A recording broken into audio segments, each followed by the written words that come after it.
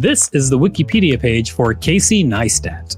I'm kind of just really surprised by how viral he is, because I've seen almost everything listed in this article, but without knowing it was him. You're listening to the podcast where we read Wikipedia articles every day and provide commentary. If you like what you hear, please subscribe and consider donating at patreon.com/WikiListen podcast so we can continue to create this show.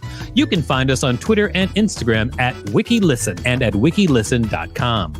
Welcome to WikiListen. I'm Victor Varnado, KSN. And I'm Rachel Teichman, LMSW. Right on. Let's get into it. Casey Owen Neistat, born March 25th, 1981, is an American YouTube personality, filmmaker, vlogger, and co-founder of the multimedia company Beam, which was later acquired by CNN. In 2018, he founded 368, a creative space for creators to collaborate with each other. Early life and education. Neistat was born in Gales Ferry, Connecticut. He was brought up in Reform Judaism. He dropped out of high school during his sophomore year at the age of 17. He eventually left his family and had a son named Owen at age 17 and his then-girlfriend Robin Harris in 1998. Between the age of 17 and 20, from 1998 to 2001, he lived in a trailer park with Harris and Owen.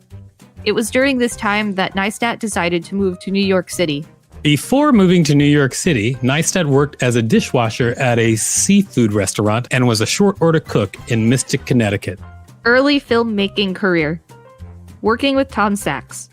In 2001, Neistat and his brother began working with artist Tom Sachs, ultimately making a series of films about the artist's sculptures and installations.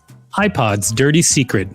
Neistat first gained international exposure in 2003 for a 3-minute film titled Ipod's Dirty Secret, criticizing Apple for not having a battery replacement program for their iPod line of portable media players.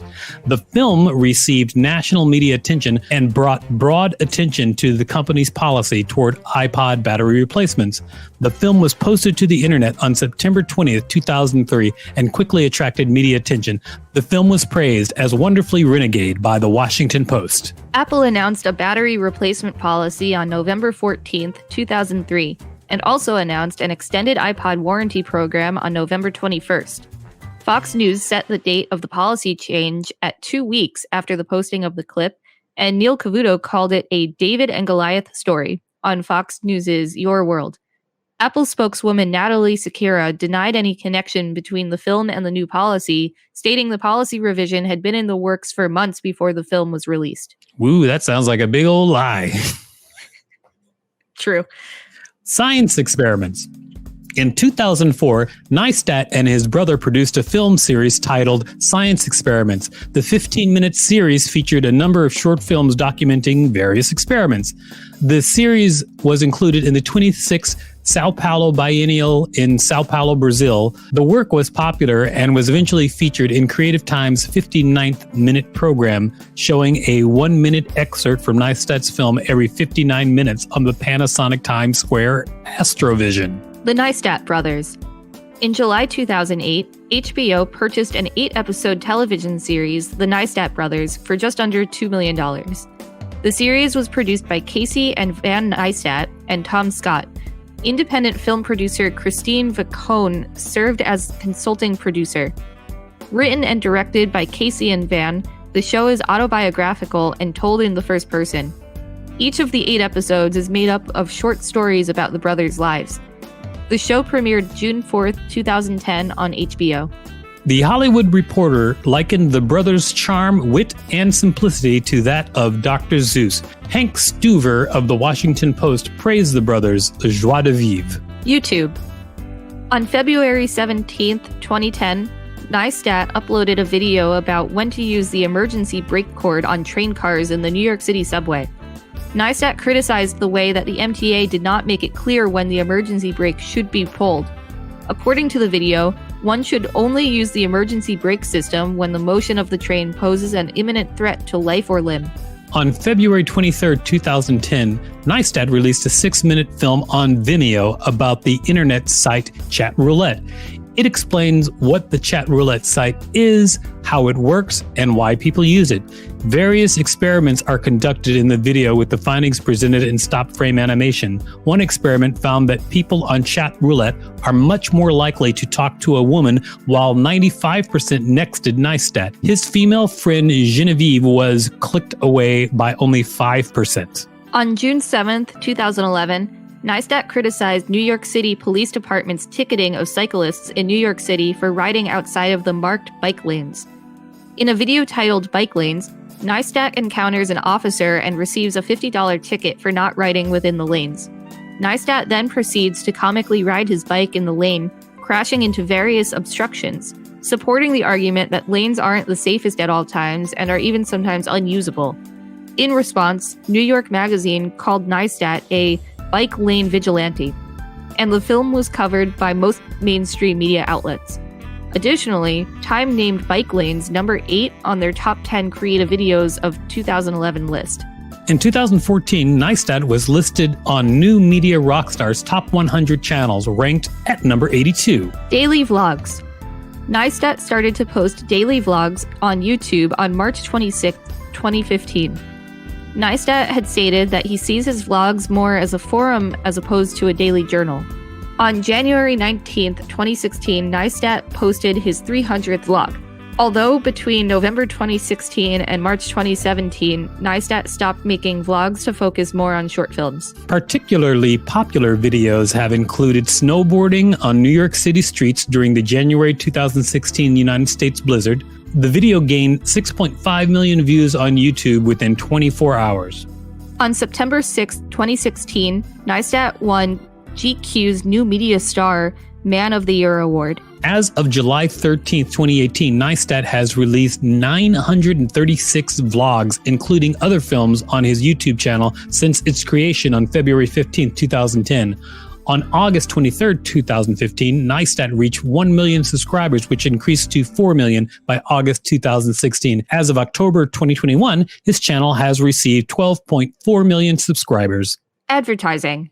In addition to his career in television and film, Neistat also directs and stars in television commercials, having worked with clients such as Samsung, Nike, Google, Finn Jewelry, J.Crew, and Mercedes-Benz. Make It Count. Make It Count is a video written, directed, and starring Neistat for Nike. The video begins with scrolling text that reads, "Nike asked me to make a movie about what it means to make it count. Instead of making their movie, I spent the entire budget traveling around the world with my friend Max. We'd keep going until the money ran out. It took 10 days. The video then begins in earnest with Neistat and his collaborator Max Joseph traveling to the airport.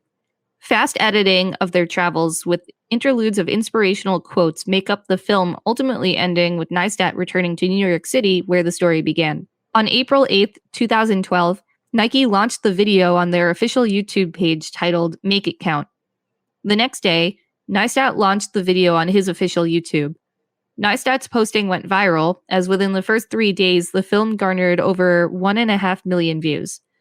As of June 2021, the video had over 31 million views. Mashable's Zoe Fox commented that it was the best branding story ever told. A number of mainstream outlets referred to Neistat's production of the film as going rogue, including CNN Go, Fast Company, and Condé Nast Traveler. Beam. In a July 8, 2015 vlog, Neistat announced that he had been working with Matt Hackett on building a video sharing app called Beam. Designed as an alternative to highly edited content found in social media, the app enabled users to produce unedited 4-second videos, which were immediately uploaded and shared with the user's subscribers without the ability to review the video. Users could respond to shared content by sending reactions, photographs of themselves, back to the video uploader. Beam released the first version of the app on July 17, 2015. Shortly after the launch, BuzzFeed described Beam's minimalist design as deceptively simple and decidedly weird. The New York Times explained that Beam's user experience was as if the phone becomes a stand-in for one's body, the camera facing outward to capture what the user is experiencing. Within 8 days of the app's release, Beam users had shared 1.1 million videos and logged 2.4 million reactions. On November 28, 2016, CNN announced that it would acquire the Beam Company, reportedly for $25 million. At the same time, Hackett announced that the Beam app would be shutting down on January 31st, 2017, saying, "Beam as a single product failed. Beam as a vision for the kind of technology and media that must be built is just getting started." On January 25th, 2018, Neistat and Hackett announced that they were severing their ties with CNN, but that most Beam employees would continue to work for CNN. Yikes. 368. On April 5th, 2018, Neistat announced a new project, 368, named after the address of Neistat's studio at the time, 368 Broadway, New York, a creative space for creators to collaborate. On April 12th of that year, Patreon CEO Jack Conte announced a potential collaboration with Neistat on the project. Couples Therapy.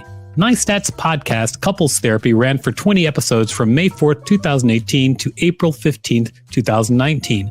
On the show, Neistat and his wife, Candace Poole, discussed the ups and downs of their marriage, friendship, parenting, and lives in the YouTube spotlight. Appearances. Neistat has a chapter giving advice in Tim Ferriss's book, Tool of Titans. Public speaking. Neistat has lectured on topics related to filmmaking and his life experiences, including giving public lectures, speaking at the Nantucket Project, and giving a TEDx talk at TEDx Parker School. Personal life. In 2005, Neistat eloped with Candace Poole in Houston, Texas. This marriage lasted about a month and ended with an annulment. He later reconciled with Poole and got engaged to her on February 18, 2013. On December 29, 2013, Neistat and Poole were married in a Jewish wedding service in Cape Town, South Africa. They have 2 daughters, Francine and Georgie. He identifies as Jewish. His grandmother, Louise Neistat, born Louise Celise Grossman, was a tap dancer and one of the Radio City Music Hall's Rockettes during World War II. In 2004, he directed a video in which his grandmother made the world's greatest French toast and delivered it to his son, Owen.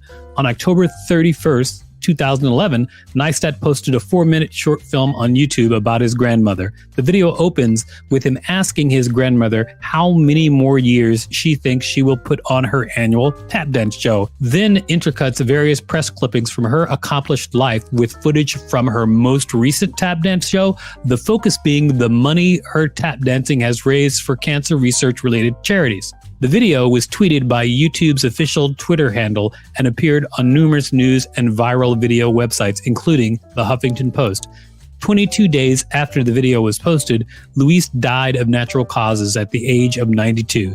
Neistat wrote her obituary and delivered the eulogy. On May 10, 2019, Neistat announced that he would be leaving New York City and moving to Los Angeles to be with his family in a video titled, "I'm Leaving NYC Forever."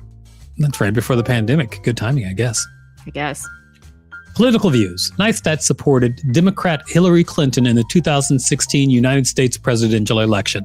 On October 11, 2016, Neistat released a video titled, "Who I'm Voting for President," in which he claimed people having different opinions is the nature of a healthy democracy, but this is not that. Claiming the 2016 United States presidential election was different and that the election had very little to do with politics, policy, or legislation. Neistat received criticism for the video because he claimed creators who did not endorse Hillary Clinton were complicit with Trump's lying, racist, misogynistic attributes and were partially responsible for handing him, Donald Trump, reins of power. On September 27, 2019, Neistat acknowledged that he should have taken a more effective route to making the video as he was too upset, angry, and emotional when it was made. He also said the video lacked diplomacy and that he still feels the same way about Trump. Neistat supported Democrat Joe Biden in the 2020 United States presidential election. I like reading about Casey Neistat because he seems very level-headed as far as like YouTube stars go. A lot of them are not so much. I'm kind of just like really surprised by how viral he is because like I've seen almost everything listed in this article, but without knowing it was him. Yeah, there you go. He put his foot in it. This was the Wikipedia page for Casey Neistat. Thanks for listening to WikiListen. To support the show, go to patreon.com/WikiListen podcast and find us on social media at WikiListen and at WikiListen.